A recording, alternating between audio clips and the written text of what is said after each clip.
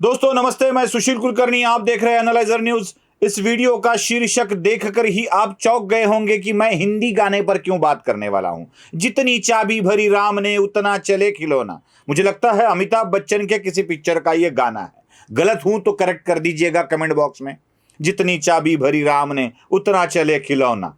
अब इस गाने में अमिताभ बच्चन अपने बच्चे को ये समझाते हुए बताना चाहते हैं कि बेटा कभी रोना नहीं चाहिए, हंसते हंसते हंस लेना चाहिए, और जितनी चाबी भगवान भरता है उतना ही खिलौना चलता है। दोस्तों ये तो पक्का है कि जितना भगवान ने हमें तय किया है जीना है, जिस तरह से जीना है उतना ही हम जी लेते हैं।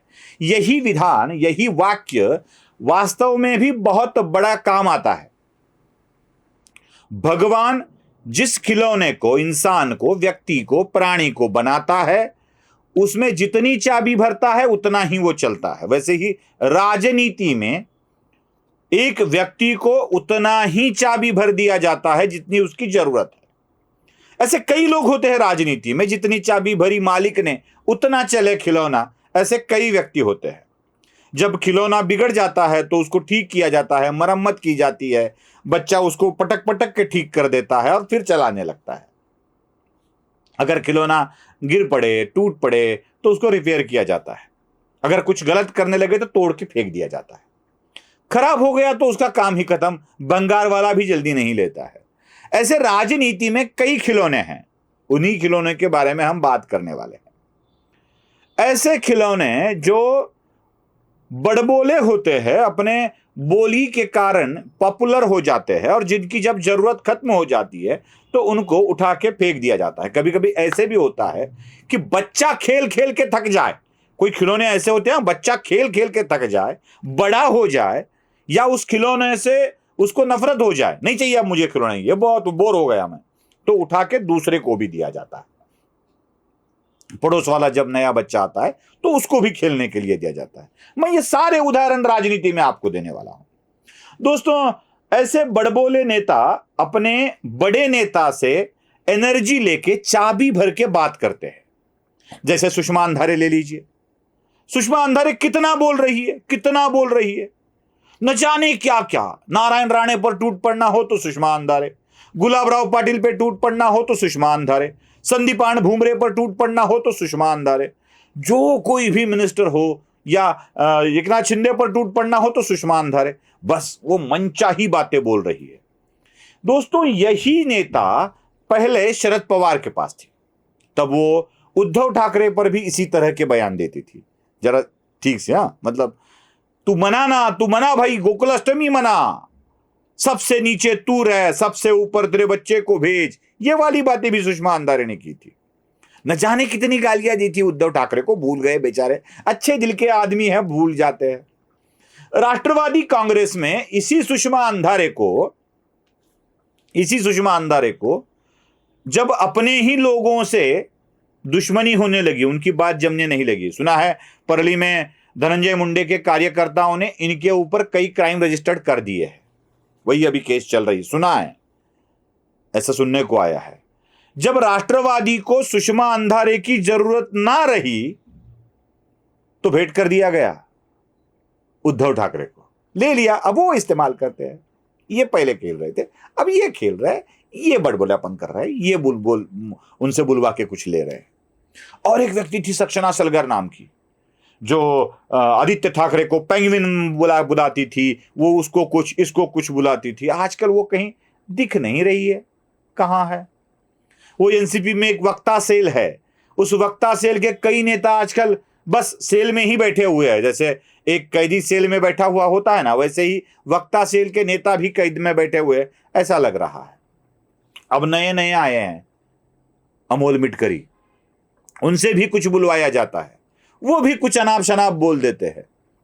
वैसे बीच में शिवसेना में भी कोई लोग आए थे, वो क्या दीपाली सैयद नाम की अभिनेत्री आई थी, वो पहले बात की, फिर वहां कोई उनसे अच्छी बात नहीं करने लगा, उठ के शिंदे सेना में चली गई। फिर उद्धव ठाकरे के बारे में वैसे ही बात करने लगी। जब उद्धव ठाकरे के साथ थी तब देवेंद्र फडणवीस को गाली देती थी, अब शिंदे के साथ आ रही है तो उद्धव ठाकरे को गाली देती है। बस ये काम चलता रहता है। ऐसे ही एक व्यक्ति राष्ट्रवादी के पास थे, वो थे अमोल मिटकरी। जितनी चाबी भरी राम ने उतना चले खिलौना, याद रख लीजिएगा। ये अमोल मिटकरी इतना बड़बोलापन करते थे, जयंत पाटिल के गांव में जाकर तो उन्होंने हद ही कर डाली थी। अब वो वाक्य मराठी में थे, इसलिए मैं आपको वीडियो नहीं दिखा पा रहा हूं, क्योंकि वो सारे के सारे वाक्य मराठी में थे। उन्होंने कह दिया था कि ब्राह्मण लूट लेता है, ब्राह्मण ऐसे कर देता है, ब्राह्मण वैसे कर देता है, मंत्रोच्चारण करके हमें ठग लेता है, वो मम भार्या समर्पयामी का मंत्र गाता है और उसका मतलब होता है मेरी भार्या, मैं ब्राह्मण को समर्पित कर रहा हूं। जो नहीं था वो बोल दिया था उन्होंने। अब उसके ऊपर वो वीडियो आप देख रहे हैं पीछे अब मेरे कि जयंत पाटिल और धनंजय मुंडे कैसे कह लगाकर हंस रहे थे, बहुत ही हंस रहे थे। अब वो वाला खिलौना तब चाबी भरी थी बोल रहा था। अब ऐसे लगता है लोगों को कि जयंत पाटिल भी अमोल मिटकरी के वाक्य से सहमत है, लेकिन जयंत पाटिल के लिए अमोल मिटकरी का पॉलिटिकल स्टेज पर बोलना अलग बात है, जयंत पाटिल के लिए घर वाली बात अलग है। मामला यह फिट हुआ कि जयंत पाटिल जब अपने बेटे की शादी की बात करने लगे तो उन्हें एक मिली ब्राह्मण कन्या, एक इंडस्ट्रियलिस्ट है किर्लोस्कर, उनकी कन्या। तो उनका विवाह इनके बेटे के साथ फिक्स हुआ, तो पहले ब्राह्मण के साथ रिश्ता जोड़ा और साथ ही साथ मंगल अष्टका कर दी गई, वहां मंगल अक्षत भी डाले गए, बाकी मंगल मंत्र भी हुए होंगे, वो मम भार्या समर्पयामी वाला छोड़कर। हाँ, एक तो हुआ होगा धर्मे च अर्थे च कामे च नाथि चरामी वाला, एक तो हुआ होगा, वो जरूर हुआ होगा, क्योंकि वो कन्यादान के वक्त कहा ही जाता है। शरद पवार खुद हाजिर थे और वो अपने हाथों से वधूवर को शुभाशीष दे रहे थे।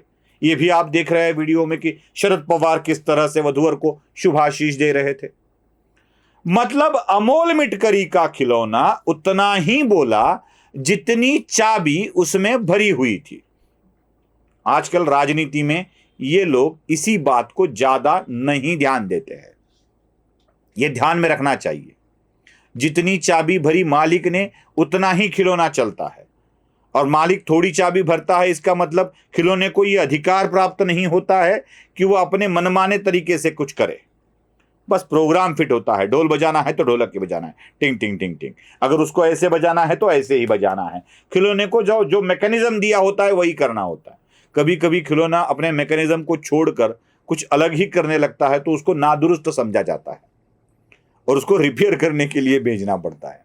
वैसे कई खिलौने आजकल राजनीति में रिपेयर करने के लिए भेजे जाते हैं, उसी तरह का ये भी खिलौना अब शायद जयंत पाटिल ने चुप करा दिया होगा। वो मिटकरी वहां थे कि नहीं मालूम है ही है, अगर होते तो उनको अपने पार्टी के अंदर अपनी ही औकात क्या है ये समझ में आ जाता। वीडियो पसंद आए तो लाइक शेयर और सब्सक्राइब जरूर कीजिएगा। धन्यवाद।